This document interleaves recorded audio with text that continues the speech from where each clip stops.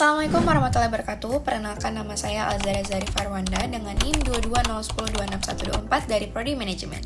Di sini saya akan menganalisis sebuah data perusahaan dan contoh perusahaan yang saya ambil adalah PT Astra International Tbk. PT Astra International Tbk adalah salah satu dari beberapa perusahaan go publik di Indonesia yang terkenal di industri bisnis baik nasional maupun internasional. Astra memulai bisnisnya sebagai sebuah perusahaan perdagangan umum dengan nama PT Astra International Inc. Pada tahun 1990 dilakukan perubahan nama menjadi PT Astra International Tbk seiring dengan pelepasan saham ke publik beserta pencatatan saham perseroan di Bursa Efek di Indonesia yang terdaftar dengan ticker hasil grafik yang ditampilkan menunjukkan harga saham Astra menurut BI di setiap tahunnya mengalami perubahan. Diketahui harga saham Astra rata-rata mengalami peningkatan di tahun 2009 sampai 2011, namun kemudian di tahun 2012 dan tahun 2013 sempat terjadi penurunan. Perubahan harga saham di sini akan mempengaruhi nilai perusahaan di mata investor sehingga aman mempengaruhi investor akan menjual atau membeli sahamnya terhadap perusahaan tersebut. Meskipun jumlah saham Astra yang beredar selalu tetap sebesar 40, 483, 553, 140 lembar saham, tetapi penjualan saham pun mengalami perubahan tergantung pada keputusan investor. Issue share atau saham beredar tersebut merupakan hasil stock split yang disesuaikan dengan proporsi pemecahan nilai saham dengan rasio 1:10 pada tahun 2012, di mana sebelum diadakan stock split, saham yang beredar berjumlah 4048355314 dengan nilai nominal saham Rp500 yang kini berubah menjadi Rp50. Sementara nilai rasio pembayaran dividen yang terbukti dari tahun 2009 sampai 2013 dengan presentasi yang masing-masing berurutannya ini. Di pertengahan 2014, pada laporan riwayat dividen Astra diketahui dari subtotal kepemilikan saham bahwa jumlah investor dibagi menjadi dua, investor nasional dan investor internasional. Jumlah investor nasional menurun sebesar 542 investor. Pada pertengahan 2014, penurunan jumlah saham sebesar 273.922.450 lembar saham dari tahun 2013.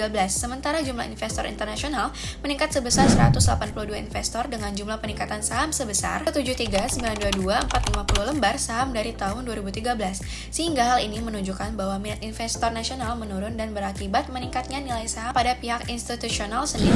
Penggunaan modal sendiri. PT Astra International Tbk lebih memilih untuk menggunakan modal sendiri daripada hutang jangka panjang. Hal ini menunjukkan kebijakan perusahaan untuk mengurangi risiko finansial dan memaksimalkan nilai perusahaan dengan mengurangi biaya modal rata-rata. Struktur modal optimal. Tahun 2012 dianggap sebagai tahun dengan struktur modal yang optimal, di mana biaya modal rata-rata tertimbang berada pada titik terendah. Ini menunjukkan bahwa perusahaan telah mencapai keseimbangan yang optimal antara modal sendiri dan hutang yang jangka panjang yang menghasilkan nilai perusahaan tertinggi.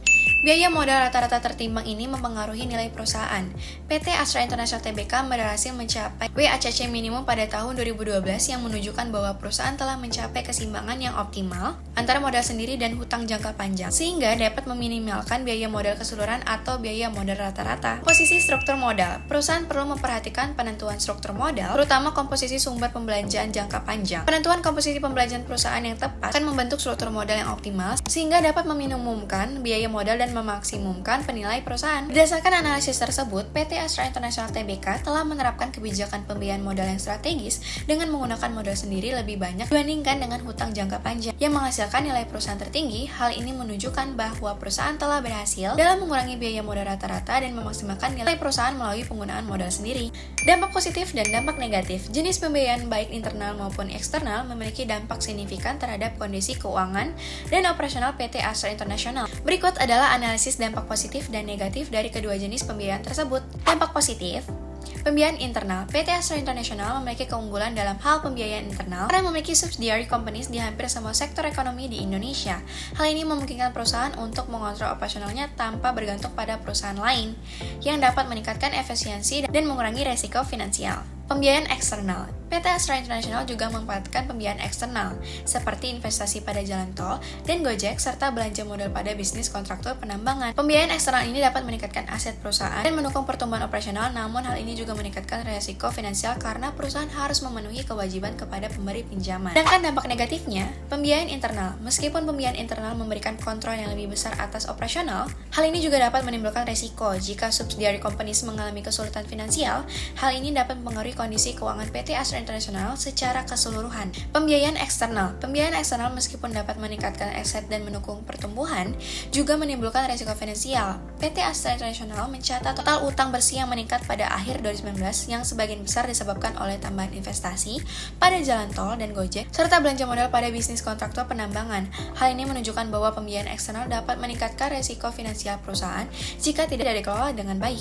PT Astra International telah berhasil mengelola pembiayaan internal dan eksternal dengan baik, yang berkontribusi pada kinerja keuangan yang stabil dan pertumbuhan operasional yang signifikan. Namun, perusahaan juga harus berhati-hati dalam mengelola risiko finansial yang terkait dengan pembiayaan eksternal. Pengelolaan yang tepat dari kedua jenis pembiayaan ini penting untuk memastikan kelangsungan pertumbuhan dan stabilitas keuangan PT Astra International. Sekian dari saya, Assalamualaikum warahmatullahi wabarakatuh.